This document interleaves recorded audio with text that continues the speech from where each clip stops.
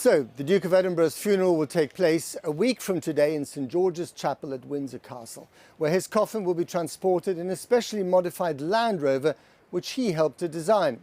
Just 30 guests will attend, including the Duke of Sussex, but not Meghan, whose doctors have not given her clearance to fly. The palace said that they hope that the coming days will be a chance to celebrate the Duke's remarkable life, with people urged to pay their respects in the safest way possible by staying at home. Here's Jackie Long. How to mark the death of a man whose life spanned a century, more than 7 decades as consort to the Queen. At noon today, from the capital cities of the 4 nations of the United Kingdom, saluting batteries firing 41 rounds, 1 round every minute. In Edinburgh, in Cardiff, in London, and from Royal Navy ships at sea. Their salute in honour of a man who served as a naval officer during World War II and held the office of Lord High Admiral, but whose association with the naval service was literally lifelong. From his evacuation from Greece in HMS Calypso at just 18 months old, up to his final public engagement at the Royal Marines Parade at Buckingham Palace in 2017. His genuine empathy, affection and engagement with the Royal Navy resonated with us all. And a reminder today from the royal family's own Twitter page, this is not just the loss of a prince, but of a father, a grandfather and a loved family member. The quote from the Queen's Golden Wedding speech, "We owe him a debt greater than he would ever claim, or we shall ever know." And Prince Charles, from his home at Highgrove, paid his own tribute to the man he called my dear papa. I particularly wanted to say that my father, I suppose the last 70 years, has given the most remarkable, devoted service to the Queen, to my family, and to the country, and also to the whole of the Commonwealth. And as you can imagine, my family and I miss my father enormously. He was a much-loved and appreciated figure. And apart from anything else, I can imagine, and we're so deeply touched by the number of other people here and elsewhere around the world in the Commonwealth who also, I think, share our loss and our sorrow. And my dear papa was a very special person who, I think above all else, would have been amazed by the reaction and the touching things that have been said about him. And from that point of view, we are, my family, deeply grateful for all that. It will sustain us in this particular loss and at this particularly sad time. Thank you. The newly widowed Queen at Windsor, where her husband lies at rest, was visited by the first family members today. The couple's youngest son, Edward, and his wife, the Countess of Wessex, as she left, telling reporters the Queen has been amazing. Prince Andrew, too, a brief wave after visiting his mother. And it was first and foremost to a bereaved wife and mother that Pope Francis directed his sympathies today. In a statement, he paid tribute to the Duke's devotion to his marriage and family. "Saddened to learn of the death of your husband, Prince Philip," the statement read. The funeral will take place next Saturday at 3 o'clock, here in St George's Chapel in Windsor. A ceremonial funeral, rather than a state one, it will be shaped equally by the Duke's desire for minimal fuss and the constraints of the pandemic. There will be just 30 mourners allowed. The Queen and the royal family will have to wear face masks and socially distance. Harry, the Duke of Sussex, will travel from America. His wife Meghan, who is pregnant, has been advised by her doctor to stay at home. The public are being urged to watch on television, to pay their respects online. A very modern farewell to a man whose life was months short of a century long. Well, a steady stream of people have been laying flowers and messages of condolence at Windsor Castle, although the government has urged people to continue following COVID guidelines and not to gather in large numbers. It means that Windsor won't be home to the kind of grand funeral which would otherwise have been planned from there. Right, let's go to our Home Affairs correspondent, Andy Davis. In Windsor at first light, it was the household cavalry who began a day of military salutes. Until recently, this town had long been the regiment's base. They faced the castle and observed a 2-minute silence. One of them, whose family had come to see this, his first royal duty. So proud of him. This is his first, obviously, thing he's had to do for the royal family. And when we spoke to him last night, he's quite chuffed and proud to be doing something on this very sad occasion. At a distance, the castle's daily rhythms offer glimpses of familiarity in unfamiliar times. And while beyond a family grieves in private, the public matter of a royal death, albeit in a time of COVID, draws crowds for a second day. More flowers, more messages, more ad hoc eulogies from admirers like professional dancers Holly Gibson-Barnard and Alex Larder. It was an epic love story, and you can see from the way that they look at each other that it was all love. And you feel sorry for her. She's lost her best friend, and I can sympathise. My grandma lost her husband, and they've been together for so long, and I just thought, no, you need to pay your respects, and if we keep distancing and just come and say our slow goodbyes, then it's nice to do it. One visitor, Chad Newton, already had an eye on restrictions around the funeral. Had we not been in the time of the pandemic, would you have wanted to mark the funeral by I certainly turning would. up somewhere? I certainly would have been turning up. Absolutely, yeah. I think when people commit so much of their lifetime to supporting the public and good causes, it's the ultimate mark of respect to come out and show your respect for their service. It's going to be a strange time having a funeral in Windsor, but not really allowing the public to share in it in the way that some might want to. Absolutely. The priority obviously has to be everyone's health and safety, and that is going to make things very different to what they would normally have been. But I think what that means in practice is that we all have to decide in which way we're going to remember the Duke and make our own personal decisions. But it's certainly not the occasion for large crowds to come to Windsor as it would have normally been. It's a message we'll hear repeatedly in the next 7 days, ahead of a funeral which will now take place entirely within the grounds of this castle.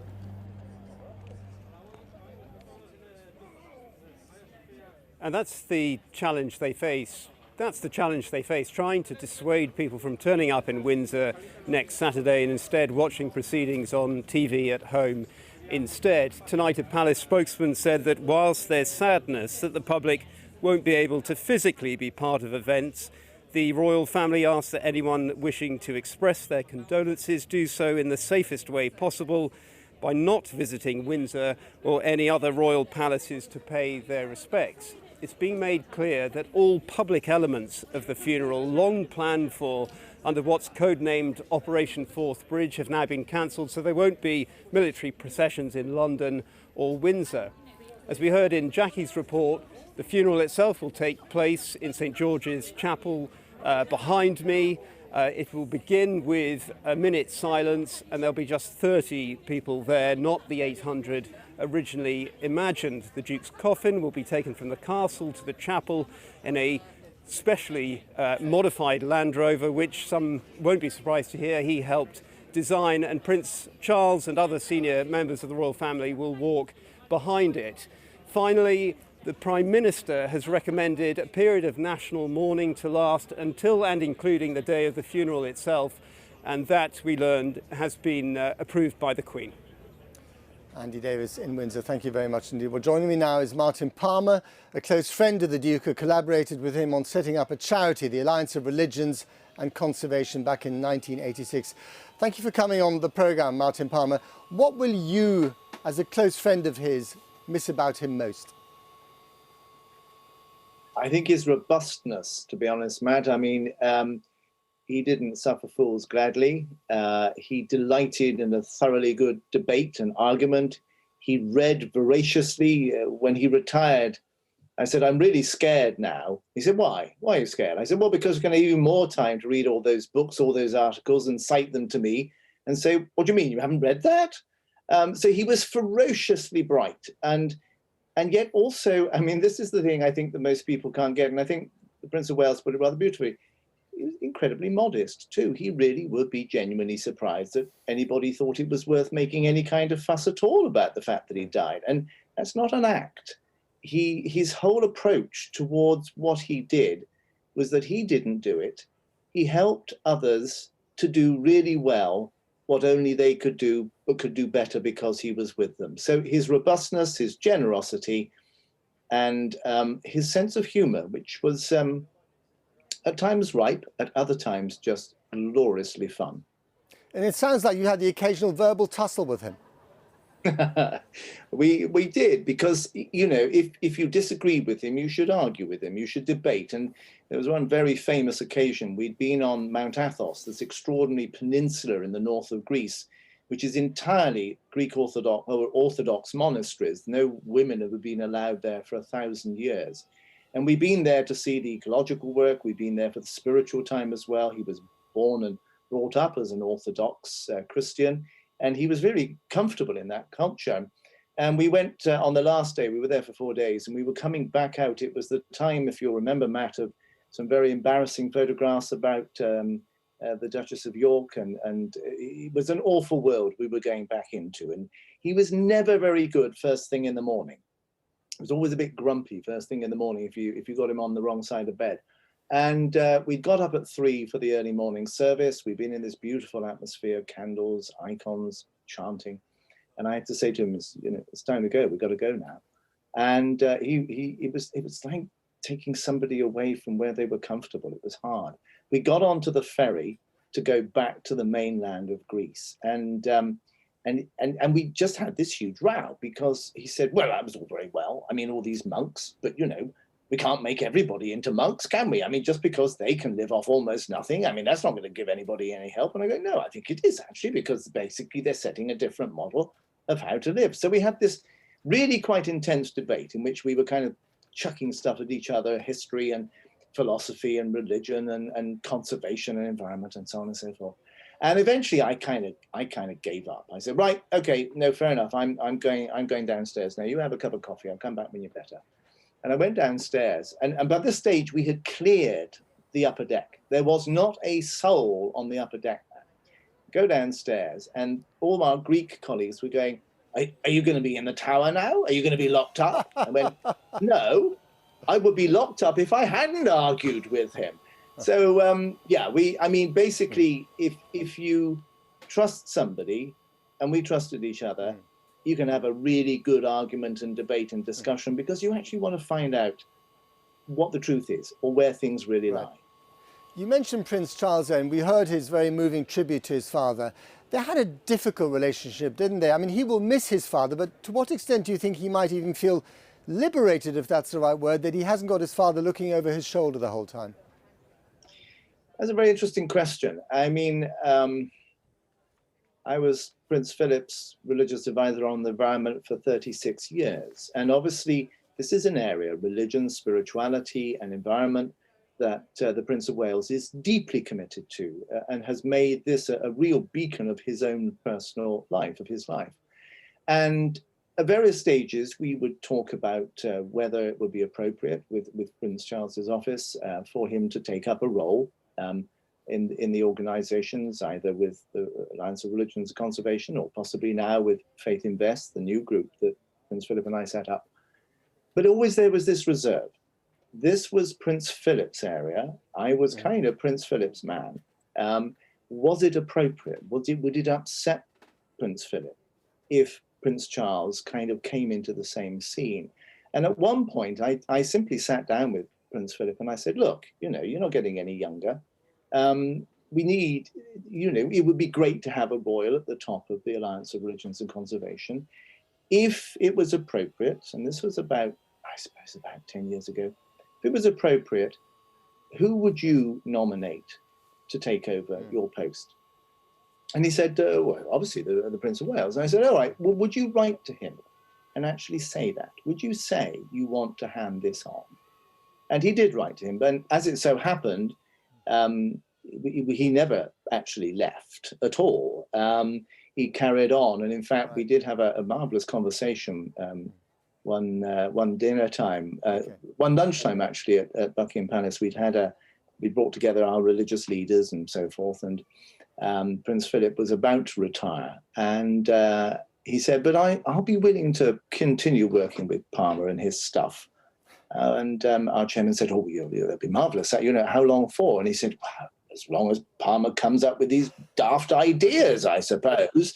Palmer, and then I said, well, would you actually go on for years? Because I'm now on my third round of doing obituaries for you, and I get paid every time. So the longer you live on, the more money I'm going to make. And he went, well, that sounds like a very good deal. And I said, and by the way, would you mind awfully dying in the winter? And he said, why? And I said, well, for very odd reasons. The BBC made Bill Turnbull and I make a special Songs of Praise for you on a hillside in Shropshire in a blizzard in December. You die in August. We're going to look like a right pair of prats. We really are. He said, actually, I think, frankly, I'll be much warmer in the summer. It'll be fun. So, yeah, we had a lot of fun. Got to leave it there. It's a great story, but I'm afraid we've run out of time. Martin Palmer, thank you very much indeed for joining us.